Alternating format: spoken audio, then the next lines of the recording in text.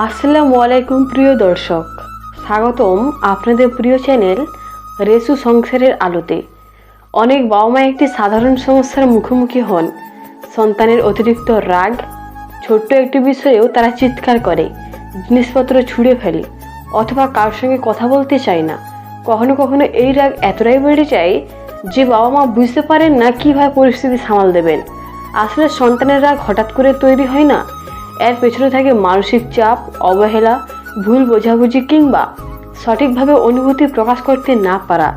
যদি বাবা মা সঠিকভাবে বিষয়টি বুঝে এবং কিছু কার্যকর উপায় অনুসরণ করেন, তাহলে সন্তানের রাগ অনেকটাই নিয়ন্ত্রণ করা সম্ভব। আজকের এই ভিডিওতে আমরা আলোচনা করব সন্তানের রাগ নিয়ন্ত্রণ করার 7টি কার্যকর উপায় নিয়ে। এই উপায়গুলো শুধু রাগ কমাবে না, বরং সন্তানকে মানসিকভাবে আরও শক্ত এবং শান্ত হতে সাহায্য করবে। প্রথম উপায় হলো সন্তানের কথা মন দিয়ে শোনা। অনেক সময় সন্তান রেগে যায় কারণ কেউ তার কথা শুনছে না।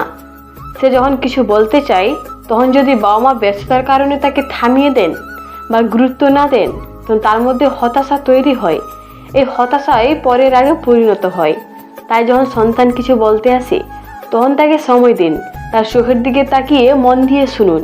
সে কি বলতে চায়, কেন সে কষ্ট পাচ্ছে, এসব বোঝার চেষ্টা করুন। যখন সন্তান অনুভব করবে যে তার কথা গুরুত্ব দিয়ে শোনা হচ্ছে, তখন তার রাগ অনেকটাই কমে যাবে। দ্বিতীয় উপায় হলো রাগের সময় শান্ত থাকা। অনেক বাবা মা একটি বড় ভুল করেন, সন্তান রেগে গেলে তারাও রেগে যান। এতে পরিস্থিতি আরও খারাপ হয়ে যায়। দুইজনে যখন রেগে থাকেন, তখন সমস্যার সমাধান হওয়ার বদলে ঝগড়া আরও বেড়ে যায়। সন্তান রেগে গেলে প্রথমে নিজেকে শান্ত রাখার চেষ্টা করুন। ধীরে ধীরে কথা বলুন, তাকে বোঝান যে রাগ করা স্বাভাবিক, কিন্তু রাগের কারণে খারাপ আচরণ করা ঠিক নয়। বাবা মা যদি শান্ত থাকে, তাহলে সন্তানও ধীরে ধীরে শান্ত হয়ে যায়। তৃতীয় উপায় হলো সন্তানকে নিজের অনুভূতি প্রকাশ করতে শেখানো। অনেক শিশু ঠিকভাবে বুঝতে পারেন না সে কি অনুভব করছে। সে দুঃখ পেলে বা হতাশ হলে সেটাকে রাগ হিসেবে প্রকাশ করে। বাবা মা যদি সন্তানকে শেখান কিভাবে নিজের অনুভূতি প্রকাশ করতে হয়, তাহলে সে ধীরে ধীরে রাগের পরিবর্তে কথা দিয়ে নিজের মনের কথা বলতে শিখবে। তাকে বলুন, তুমি রাগ করলে বলতে পারো তুমি কষ্ট পেয়েছো, অথবা তুমি বলতে পারো তুমি এটা পছন্দ করছো না। চতুর্থ উপায় হলো সন্তানকে ভালোবাসা ও সময় দেওয়া। অনেক সময় সন্তানের রাগের মূল কারণ হলো সে নিজেকে একা মনে করে। বাবা মা যদি সবসময় ব্যস্ত থাকে এবং সন্তানের সঙ্গে সময় না কাটায়, তাহলে সে মনোযোগ পাওয়ার জন্য রাগ দেখাতে পারে। প্রতিদিন কিছু সময় শুধু সন্তানের জন্য রাখুন। তার সঙ্গে গল্প করুন, খেলুন, তার স্কুলের কথা শুনুন। যখন সন্তান অনুভব করবে যে বাবা মা তাকে ভালোবাসে এবং সময় দেয়, তখন তার ভেতরে অস্থিরতা অনেকটাই কমে যাবে। পঞ্চম উপায় হলো সঠিক শাসন, কিন্তু অপমান নয়।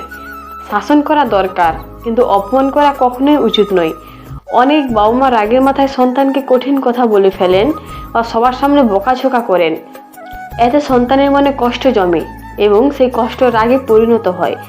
যদি সন্তান ভুল করে, তাকে আলাদা করে শান্তভাবে বোঝান। তাকে বলুন কেন তার কাজটি ভুল হয়েছে এবং কিভাবে সে পরের বার ভালো করতে পারে। এতে সে নিজের ভুল বুঝবে, কিন্তু অপমানিত বোধ করবে না। ষষ্ঠ উপায় হলো সন্তানকে ধৈর্য শেখানো। আজকের অনেক শিশু খুব দ্রুত সব কিছু পেতে চায়। তারা অপেক্ষা করতে শেখে না।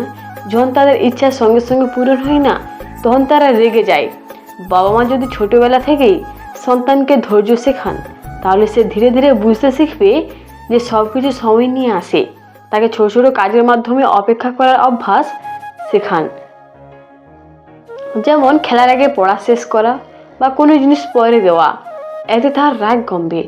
সপ্তম এবং শেষ উপায় হলো সন্তানের সামনে ভালো উদাহরণ তৈরি করা। সন্তান সবসময় বাবা মাকে দেখে শেখে। যদি সে দেখে তার বাবা মা ছোট ছোট বিষয়ে রেগে যায়, চিৎকার করে, তাহলে সে একই আচরণ শিখে ফেলবে। তাই বাবা মাকে নিজেদের আচরণে সতর্ক হতে হবে। সমস্যার সময় শান্ত থাকা, ভদ্রভাবে কথা বলা এবং ধৈর্য ধরে সমাধান খোঁজা, এই সব কিছু সন্তানকে শেখাবে কীভাবে রাগ নিয়ন্ত্রণ করতে হয়। শেষ কথা, সন্তানের রাগ কোনো খারাপ বিষয় নয়। রাগ একটি স্বাভাবিক অনুভূতি, কিন্তু সে রাগকে কীভাবে নিয়ন্ত্রণ করতে হয় সেটা সবচেয়ে গুরুত্বপূর্ণ। যদি বাবা মা ধৈর্য, ভালোবাসা এবং সঠিক দিক নির্দেশনা দেন, তাহলে সন্তান ধীরে ধীরে নিজের অনুভূতি বুঝতে শিখবে এবং রাগকে নিয়ন্ত্রণ করতে পারবে। মনে রাখবেন, সন্তানকে শুধু শাসন করলেই হবে না, তাকে বুঝতে হবে, তার পাশে থাকতে হবে। যখন সন্তান অনুভব করবে যে তার বাবা মা তার বন্ধু, তখন সে আর রাগ দিয়ে নিজের কথা বোঝাতে চাইবে না। প্রিয় দর্শক, আশা করি আজকের এই আলোচনা আপনাদের উপকারে আসবে। যদি ভিডিওটি ভালো লাগে তাহলে লাইক দিন, শেয়ার করুন এবং এমন আরও গুরুত্বপূর্ণ বিষয় জানতে আমাদের চ্যানেল রেসু সংসারের আলো সাবস্ক্রাইব করে আমাদের সাথেই থাকুন। আল্লাহ হাফেজ।